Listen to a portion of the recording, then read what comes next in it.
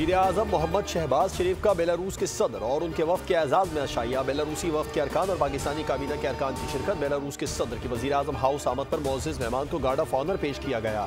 वज़ीर आज़म और बेलारूस के सदर में 1-on-1 मुलाकात में दो तरफ़ा ताल्लुकात पर तबादला ख्याल हुआ। वफूद की सतह पर मईशत, तिजारत, ज़राअत समेत मुख्तलिफ शोबों में ताउन बढ़ाने पर बातचीत। नायब वज़ीर आज़म इसहाक डार की भी बेलारूस के सदर से मुलाकात हुई।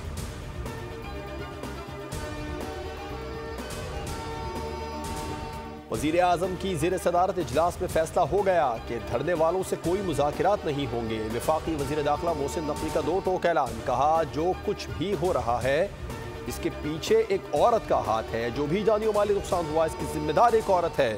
इस सारे फसाद के पीछे औरत है। इनकी कोशिश है कि लाशें गिराई जाएं। हमारी कोशिश है इलाका भी क्लियर रखा जाए और कोई जानी नुकसान ना हो। सब ने देख लिया एहतजाज करने वाले कौन थे।